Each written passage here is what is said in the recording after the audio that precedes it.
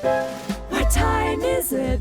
It's time for another Every Other Wednesday. As people are filtering in, we have a question for you. Our esteemed guest, MJ, who we will formally introduce in a bit, if you look over her right shoulder, there's something there that says bounce up. So our question for you is, what do you think that means? What is bounce up? Obviously, this is going to take up a good portion of the show, but as people are walking in, filtering in, virtually filing in, we'd ask you, what do you think bounce up means, or what does it mean to you? Bounce up. Let's see some chat going. Woot, woot. I need my Jeopardy music. Jeopardy music? Yeah. Okay. Yes, I don't have my props aren't in reach today. This is poor planning on my part. Okay, there's Carol. Rebound when you're down. Oh, it even, yeah. And if it doesn't have to rhyme, your answer doesn't have to rhyme, but you do get extra points. I think bonus points for rhyming. And the thing is, if you know Carol, it's not rhyming, it's actually a rap. Yeah.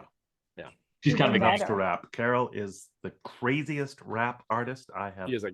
She is true gangsta. Yeah.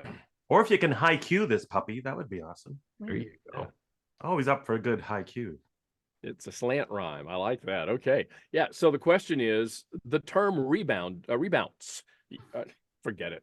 Let's back up. The term bounce up. I'm reading Carol's answer. The term bounce up, which you see on the screen in our guest's spot.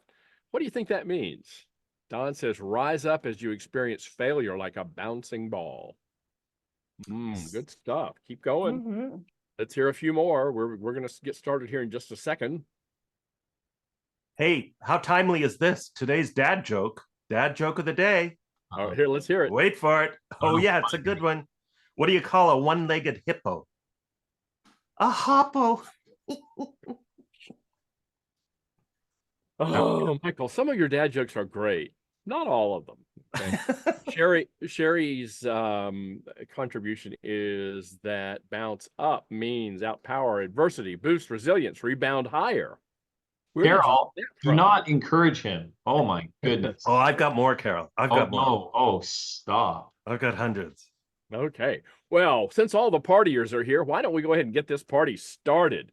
Pam is saying re-energize, keep going, give it your best. All right. Well, welcome everyone. Today is Michael. Today is, oh yeah, wait for it. It's May 1st, 2024. Wednesday. It's a new May month, 1st, a new chapter. 2024. May Day is May the 1st, and welcome to Every Other Wednesday. I'm Richard Haddon, and we're going to introduce everybody, but I'll start with me just because why not, right? I'm Richard Haddon. I'm a speaker and author. I've written the Contented Cows books. I live in Jacksonville, Florida, and coincidentally, that's where I happen to be at the moment. So, Sunjay, tell us about you. My name is Sunjay Nath. I too am a speaker and an author focusing on leadership and performance, best known by a concept and a trademark idea called the 10-80-10 principle. Mr. Master Michael Kerr.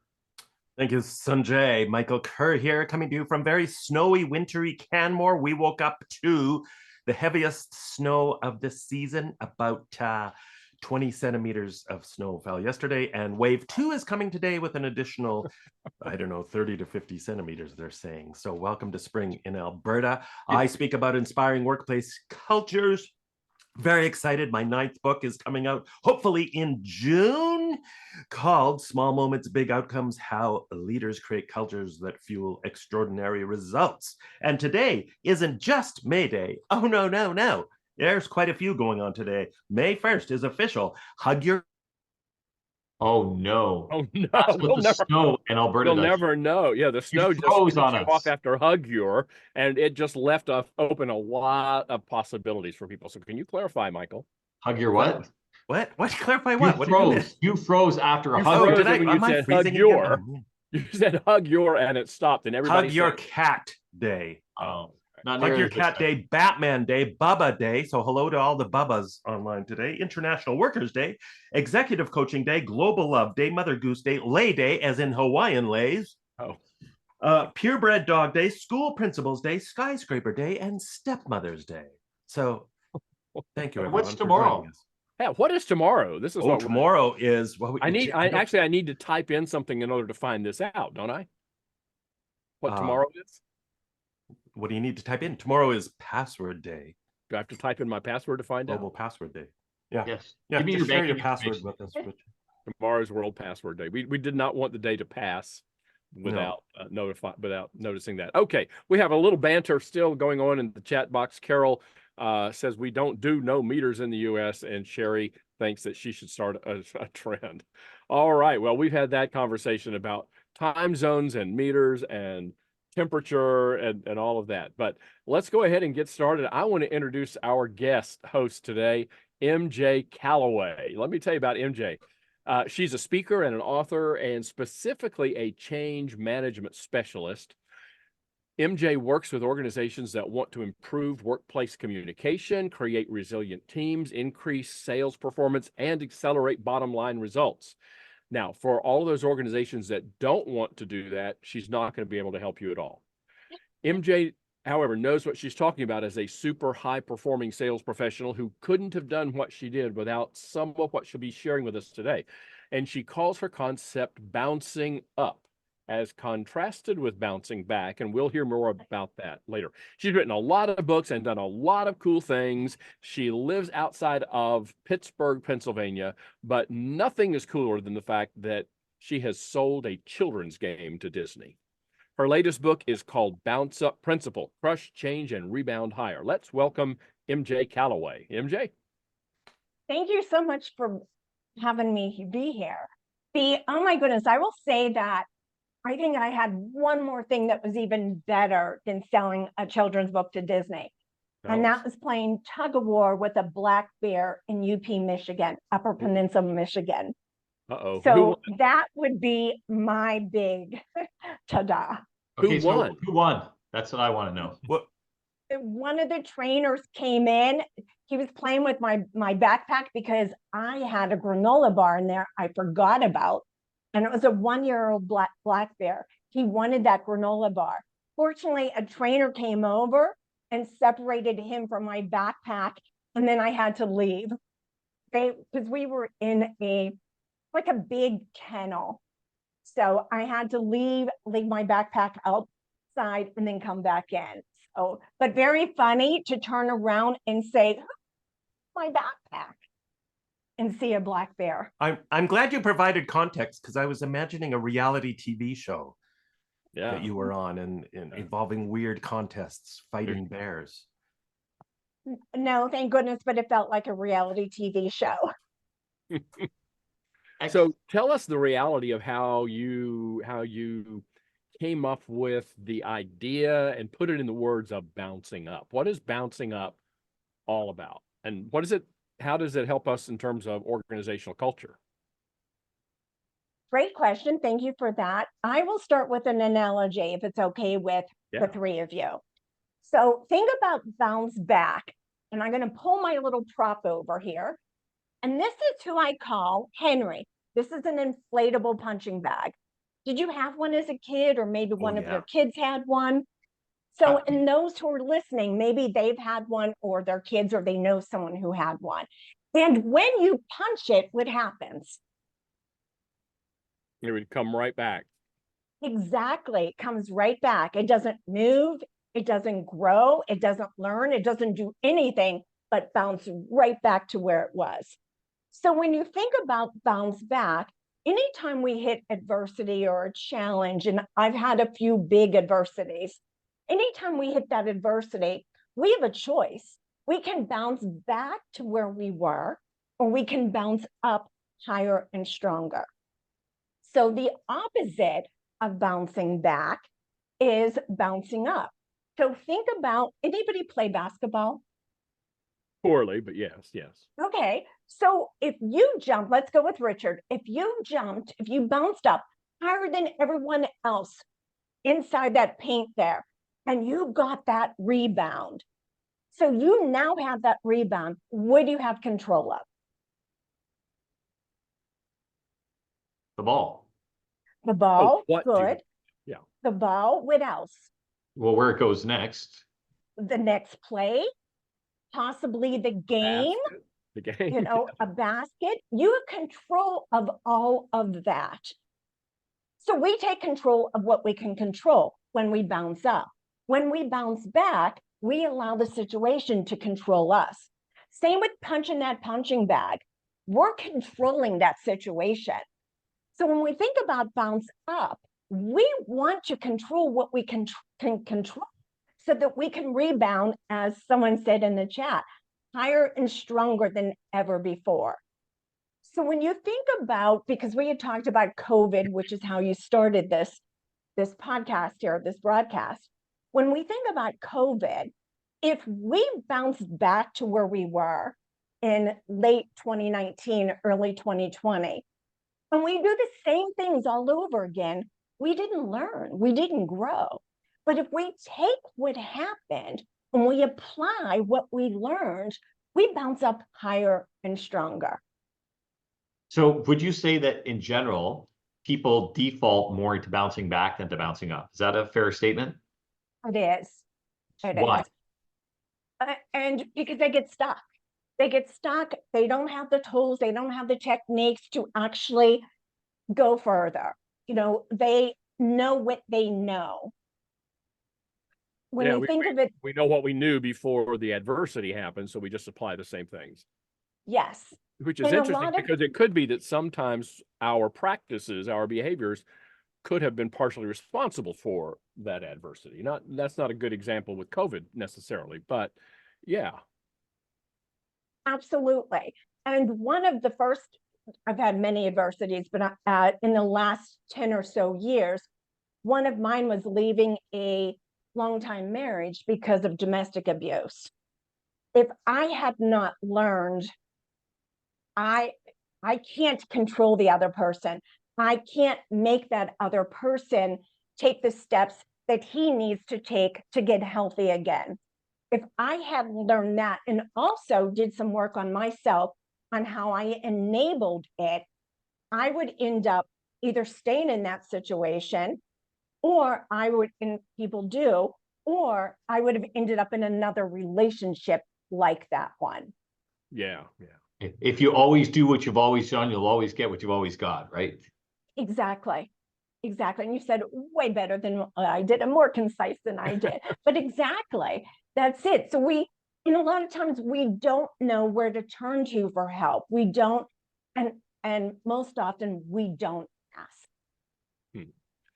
It sounds thinking of metaphors and bouncing, I don't know, to me, the first thing that comes to mind when I think of bouncing up is a trampoline. And, Sunjay is the father of a gymnast and of 3 boys who, when I was at their house, first thing they wanted to do was to show me their antics on the trampoline and bouncing up and down. And, and the more they bounced, the higher each time they went until they, finally one tumbled down to the bottom. But is that a good metaphor for bouncing up? Is the trampoline that, depending on what you do, you could go up higher each time? Absolutely, that is one. Another one, and I used a basketball because I love basketball. It's my favorite sport. So I tend to go that way. But another analogy we can use is, say you're in a hotel lobby and you end up going to the basement. Well, that's what happens when adversity hits. We go down, we, automatically hit rock bottom. And then if we go back to the lobby, we're going back to where we were. Instead, we want to go to the penthouse. We want to take that ride all the way up to the top, as far as our potential can take us. And we can't do it alone. We do need help. And that is finding those tools and those techniques, and also the people that can help us. So if I can jump in, a couple times now, you've mentioned this idea of the difference between bouncing back and bouncing up is about strategies and tools and techniques and stuff. So can you give us, 2 or 3 substantial ones that people either overlook or aren't that common or just don't practice? I can. So 2 that I always use with my clients, and I use these on stage, and Henry, I do take on stage with me when I do my keynote. So that's great because Henry's inflatable. Yeah, see, you call him Henry, we call him Michael, but well, one of my clients named him Henry, and I thought if she gave me a suggestion, I was keeping that suggestion. Hey, does Henry have sand in the bottom? He has water in the bottom. Okay. When I travel on a plane, what I do is I get another one. I order it from Amazon. I send it to the hotel. I fill it there, and then I leave it. Oh, wow. Whoever wants it, Oh. it's theirs. Wow. That explains all these hotels that I've gone to, and there's been a bouncy thing in the lobby. Why don't you just book a business class seat for Henry? There you go. That would be awesome. Oh my goodness, I could do that. I never thought of that, Mike. Thank you. Anyway, we're keeping you from getting to the good stuff. What is It's that? okay. So the first one is I say flip it. So flip it from the negative to the positive. And in 2016, I was given a diagnosis. It was one of the first, I call it pink ribbon rather than breast cancer. So I was told I had a 20% chance of surviving over 5 years if chemo didn't work, and chemo had a 50% chance of working. So I pulled my kids, and I have 2 adult children and my daughter-in-law, pulled them in for dinner. We were having a great time. And, think about, you're watching a game, and you're excited, and you have all that good body language going. They're adults, so we were having adult beverages. And then we went into the living room, and I had to share with them what was happening. And this journey would be for the next 18 months. And I could just see their body language, just their energy zapped. It was like the team that lost a Super Bowl. You know what that looks like. And I knew, because one of the things I do is I talk about change and uplifting and how you can overcome adversity. And I thought, I need to change my communication, the way that I talk, so that we're not being downers every single time we're talking about this journey. So I flipped the words. So chemo became magic wand because I believed it would work. Radiation became buzz, because buzz clicks and the radiation machine clicked. And then I did journey rather than everything was related to journey. And I use that with my clients too. My transportation client, during COVID, she's 150 employees. And every time there was a new change, something that happened with the mandates, she said she could just see the body language moving from, just out from her, draining from her staff. So instead of calling them mandates, we called them waves. So because when you think about a wave, it's either this wave or it's this wave. So that was one of the things that we changed.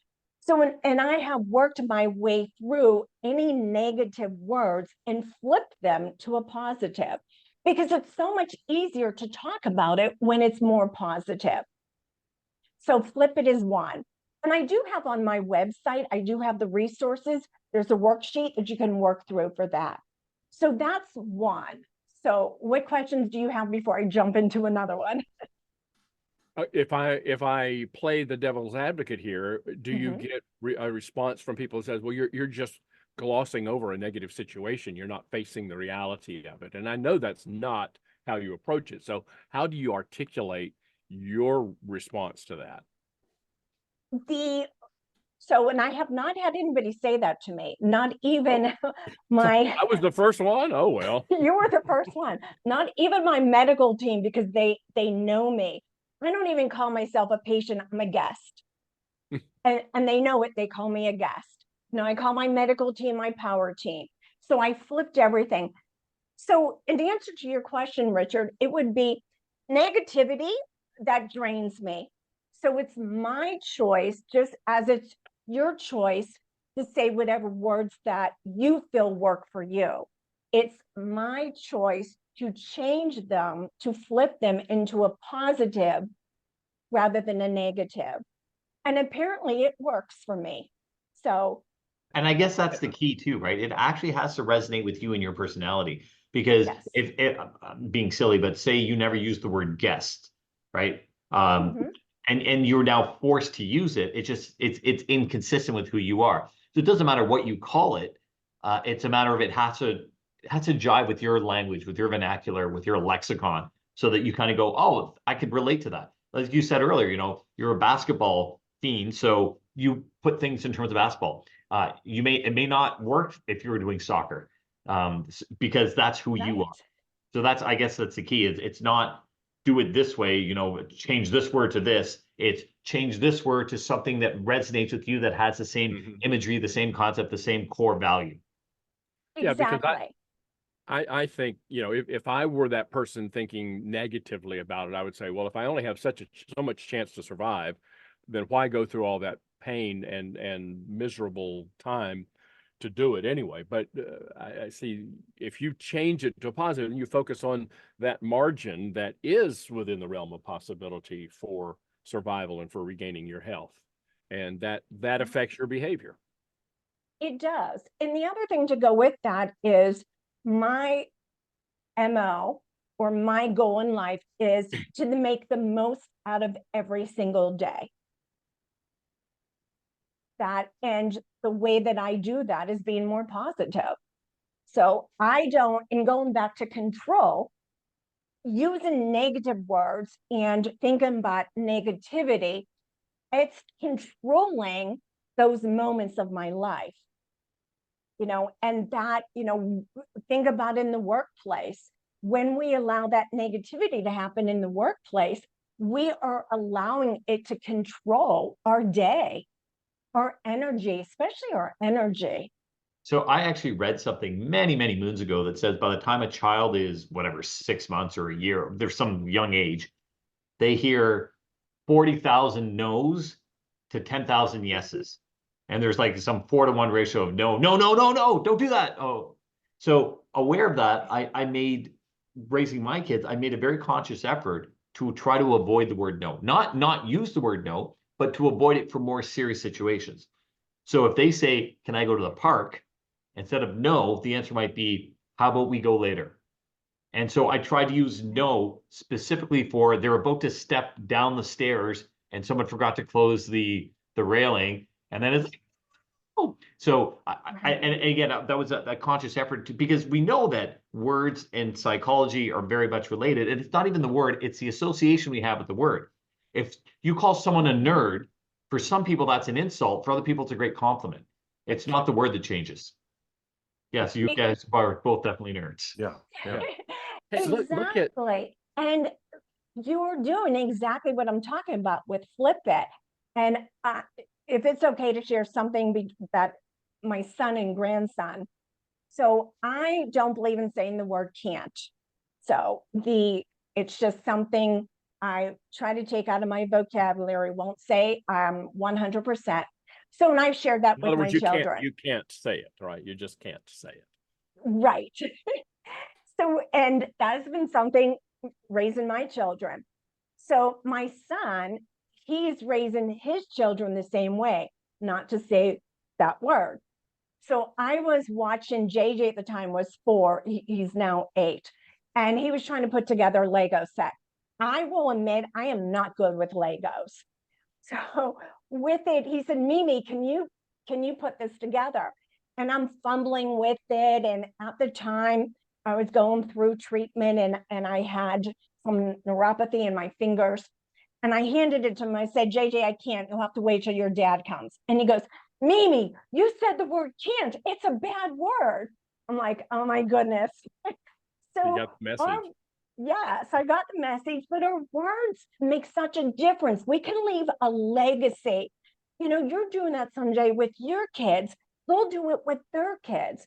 You know, we can do it not only within our families, but also in the workplace.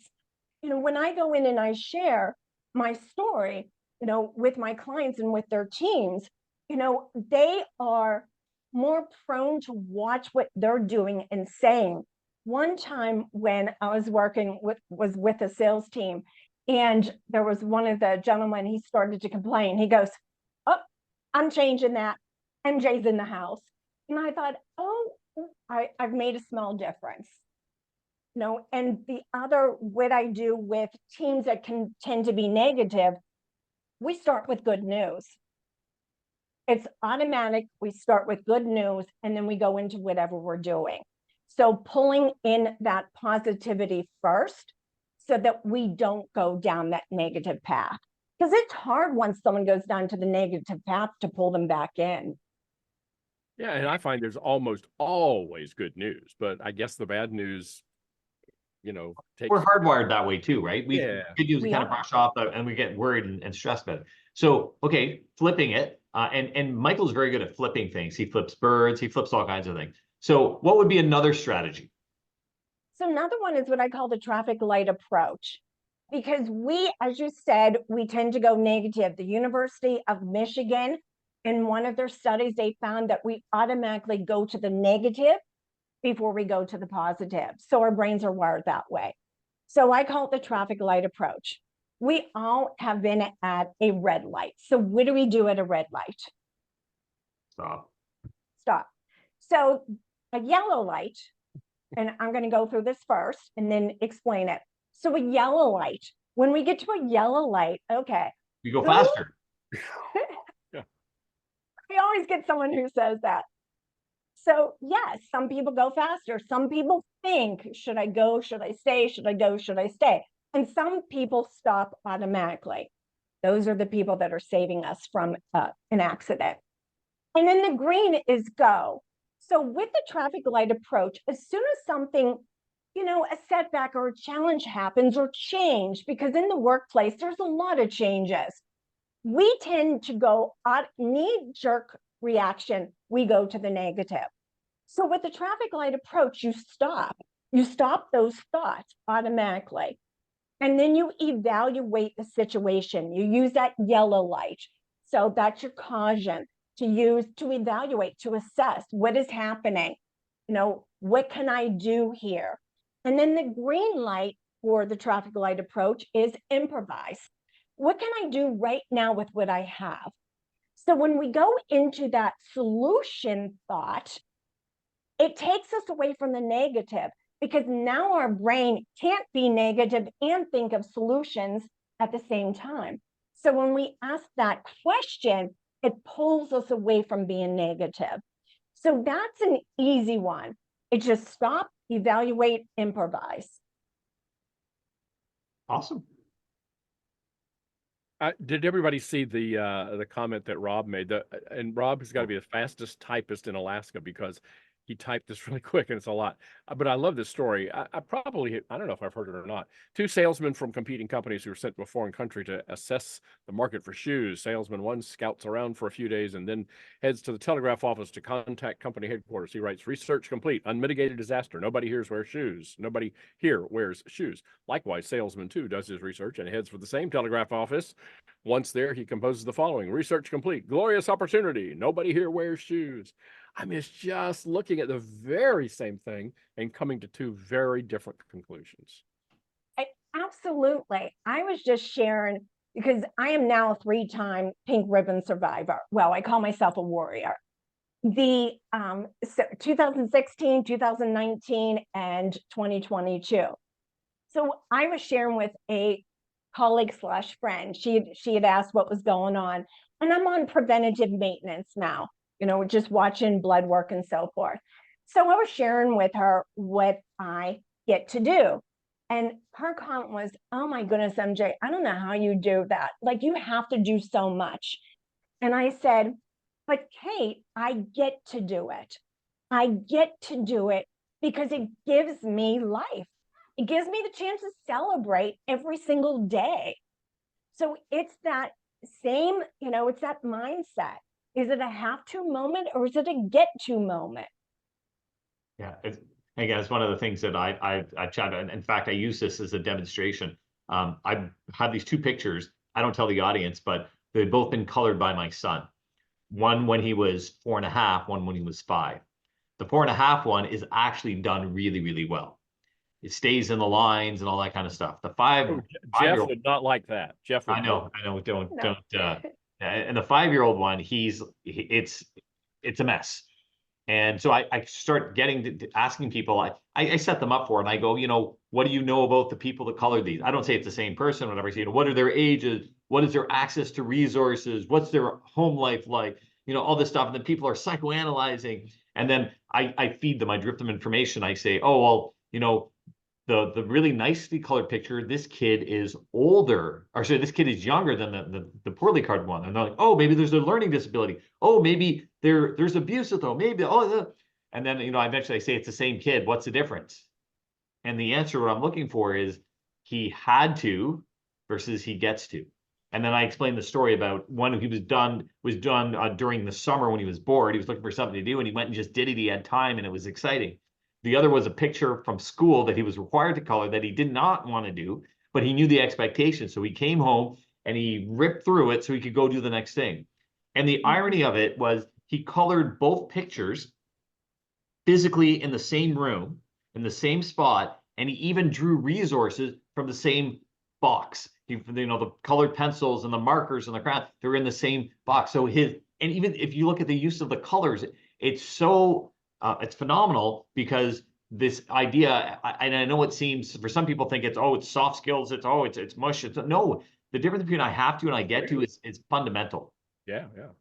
So Absolutely. there's this fascinating study that I've written about and talked about with dogs, with working dogs, German Shepherds, and Hungarian border dogs versus Hungarian police dogs. And they measured the stress levels when these two different groups of dogs played. And they found this substantial difference where the stress actually went up in one group of these working dogs instead of going down, which it should when you're playing, because you're playing and it's a dog. And what they found the difference was, and I forget which was which, but one group of the dogs, they were more or less commanded to play. They had to play. This was their, I don't know how that works with a dog. It seems goofy to me, but this is what they found. The one group had to play. The other group were invited to play. They got to play. And so even in dogs, they found this substantial difference in the stress hormone cortisol, which is it something to do with, oh, really? Is that it? Yeah, he did this when he was 5. He did this when he was 4.5. Wow. And again, you look at the color choices and the reason anyway. So, but yeah, I'm a big believer of that idea. And we know that why do two people who do the same job, one hates it, one loves it. One loves it, and the other burns out. It's not the job. Yeah. So let's broaden this out to what we like to talk about here, culture. And again, I kind of want to circle back to Richard's point earlier. From an individual perspective, I can see this working very, very well. And I can see employees working on themselves, trying to improve themselves, have a better attitude, flip things around, bounce up. How do we broaden this out into a workplace level? And how do we deliver some of these messages, again, back to Richard's point, without people in the back of the room rolling their eyes into the back of their head, thinking that, okay, this is just spin. Yes, you're calling these layoffs a challenge, an opportunity for growth instead of a serious challenge facing our company. Yeah, I mean, it's like we've all gotten them recently, emails saying that we are updating our prices, and we all know that means we're upping. You're raising them. Yeah, Yes. but anyway, yeah. So MJ, that's a great question from Mike. So Mike, are you looking for how we can flip it when we're talking about layoffs versus calling them opportunities? Well, any opportunity, I think being aware of language that might appear, again, back to Richard's point, as sugarcoating things or spin, when everybody knows what we're really talking about here, and you're almost being, I think from a cynical, or not even necessarily a cynical employee, people could perceive it as being deceptive almost. Like, why don't you just tell us the truth, the straight goods, and let's talk about a solution now to move beyond these issues. And Mike, are you asking maybe from the organizational kind of leadership level? Yeah, from the leadership level, and how should we view this through a culture lens? Mm-hmm. Because MJ, we've always kind of said that while everyone is involved with culture, leadership is really kind of responsible, maybe more than anyone, for establishing, setting, kind of communicating that culture. Absolutely. And it does have to come from the top down. So in being that role model for others, not only with their communication, but there's more that goes to it. So with it, what I'm thinking from my perspective, and when I think about what I've been able to accomplish through my adversities, there needs to be more than just, oh, this is an opportunity. What else can you do for them? How can you be transparent with them? So what resources can you give them?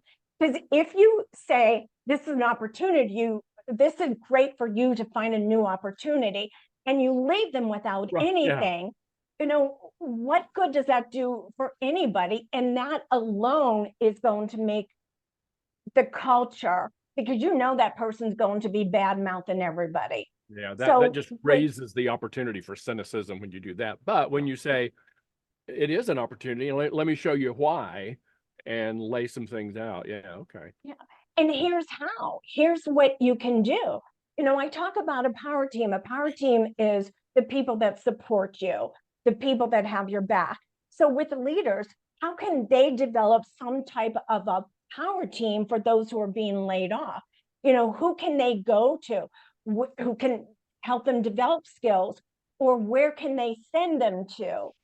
There's a lot of, SCORE out there. There's a lot of nonprofits that will pitch in to help people that are displaced.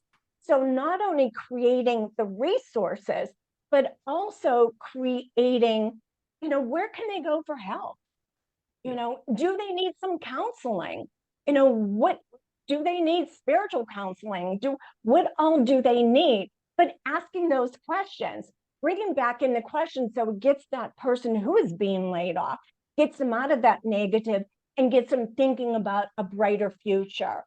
We don't want to leave them in a place that they feel they've hit the bottom. We want to give them something to give them a vision of what it could be. So even if, we're short of being laid off, let's say that the company is excited about a project and we're going for this project and we don't get it, and so now what do we do? Rather than bouncing back to where we were, okay, let's look at why maybe we didn't get this deal and try to apply something new so that we can go for something similar and even bigger and get it this time.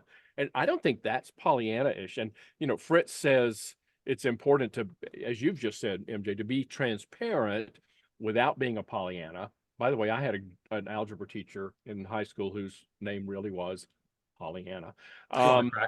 No, she was not very optimistic. She was awful. She gave me a C. And Rob brings up the connection with something that I talk about a lot, which is discretionary effort. How do you get people to go above and beyond? And that makes me, I hadn't thought about this, but it makes me think about discretionary effort, the idea of using the effort we have that we don't have to use. Is what you said, the have to versus the get to. That when we're in the process of bouncing, if we go just back to where we were, we're not really using a whole lot of a discretionary effort. If we go back higher than we were before, that's where we get into the discretionary effort. And I also think that Rob's point there too, that he brings up, which is, the way he sets a stage is he often asks, do you enjoy your job? And that can be very telling. Again, did I have to versus a get to? Do I have to go to work? Do I get to go to work? Do I have to take out the garbage? A lot of this is tied to do I get to rid the house of this nasty? You know what? You joke about that, but I hate taking out the garbage. But the only thing I hate more than taking out the garbage, I've taught myself to hate more, is having garbage left in the house. There, I know. And by the way, Carol, you're absolutely right. Carol has taken me to school here, and to say that Pollyanna did not give me a C, I earned it. You're absolutely. You earned a C. Yeah. You earned an opportunity to learn more. That's right. And I tell you what, I can do X and Y math now beautifully. Thank you, Pollyanna. So this all seems to me to be very tied to the whole concept of a growth mindset, right? Yes, and bringing that in just not at an individual level, but into our leadership training, into our entire culture, where we embrace this idea of getting past obstacles, growing and embracing this as a habit, right? As a practice all the time, that we aren't, and using COVID as an example, right? We aren't just going to go back to the normal. And in fact, I saw this difference in a lot of organizations and leaders, the ones who talked like, we can't wait to get back to normal. And I would always say, you know what, the old normal wasn't so hot for a lot of people. Why are you aiming so low? It reminds me, it reminds me of the great line in the Billy Joel song that says the good old days weren't all that good and tomorrow's not as bad as it seems. Yeah. So use the lessons from COVID to go back even stronger and better than you were before. And I think who's Billy Joel? Sorry? I said, I'm sorry, who's Billy Joel? Sorry, go ahead. Ask your parents.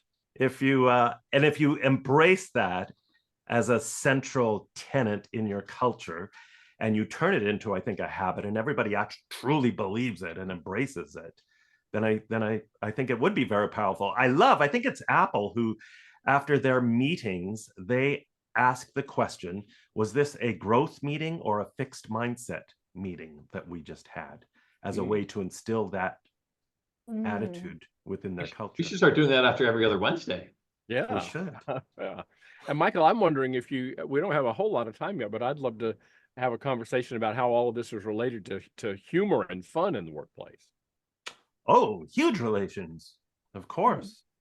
The more you can embrace the spirit of fun and laughter during challenges and a lot of change, of course, it's going to help you be more successful. That's a whole other topic. Humor is in the eye of the beholder as well, right? This is a lot of we're talking about. It's this perception. I mean, as I say, stress is in the eye of the beholder too, right? And that's why humor can help us reframe things. I talk about reframing, which is what MJ is talking about here with the flipping it, right? Using humor to reframe challenges, to look at our obstacles in a different way, and tapping into your sense of humor to look at it in a different way. That's why some psychologists believe it's one of the most powerful stress busters available to us, because it helps put us in control of our emotions, helps us control our reactions, helps us respond thoughtfully to something instead of react in the moment. Get it. I get it. I've been calling it abuse, and you guys call it fun. And that's right. And you're finally learning. See, you have grown. See, this was a growth meeting. You've actually grown. I'm proud of you. So one of the fun, I like to do a lot of fun things in my trainings. I do a lot with beach balls, but one of the things I give out is bubbles, because bubbles help us de-stress. So think about it. You know, when you were a kid and you were blowing bubbles, you have to slowly breathe out to make that bubble, because when you go fast, you're not making bubbles. I usually do a competition with two people and have someone time them, and also have someone who made the most bubbles. But I give those two out to my clients. And I was working with a manufacturing company, a $1 billion company out of Germany, and I was working with their engineers and their physicists, and I handed them all bubbles. And they looked at me like I was crazy. I was going to say, I bet that went over well. Eventually. I had worked with them for a couple of weeks, so by this point, they knew you were this crazy American, right? Yes, they did. So the following week that I was working with them, they said, MJ, oh my goodness, I had so much fun. One of them was doing it with his cat, like blowing the bubbles and letting his cat go after them. But they're a de-stressor because it reminds us of childhood. It slows down our breathing. But anytime we can do something fun that teaches a lesson too, you know, why not? I mean, why not make it fun? We only have so much time on this earth. Exactly. Absolutely. Yes. Very good. Well, so MJ, tell us, if you will, in the last couple of minutes we get, tell us where they can find your books, where they can find out more about you. I know your website is mjcallaway.com, and I'm putting that in the chat right there. Thank you so much, because sometimes people put O's in there, but it's Callaway like golf. And Wick, do I have time to share one short story? You have 48 seconds. So I wanted to change my name after I became single again, and I wanted to legally change it. My attorney told me no, she did not think it would be a good idea. My friends' husbands told me it wouldn't be a good idea, and I wasn't going back to my maiden name, and I didn't want to keep my married name. So I did all the paperwork myself. I legally petitioned the court to change my name to Callaway. So because I played golf and I liked MJ Callaway, just sounded good. So this is when someone tells you not to do something or you can't do something, you know, look at them, smile, and say, watch me now. Find the yes, right? Find a way to get a yes or say yes. I love it. That's because you don't say that word with starts with a C and has an apostrophe in it. Yeah. We don't do that. All right. Well, yes, go to mjcallaway.com and you can find links to MJ's books there and contact her and anything. So next time we get together, it will be May the 15th. everyone. So, and I think we may or we either this one or the other of this is true. We either do or do not have a special guest host. One way or the other, that'll be the case. So, thank you very much, MJ. This has been great. We've had lots of reinforcement of that in the chat as well. And we thank you very much. And we will see everybody else every other Wednesday. Every other Wednesday, May Thank you, 15th. MJ. Thank you, everyone, for joining us. Thank you, MJ, for your wisdom. Sunjay, Thank you. you're okay. Thank you for the invite. Cheers. Okay, bye, everyone. Bye, everyone.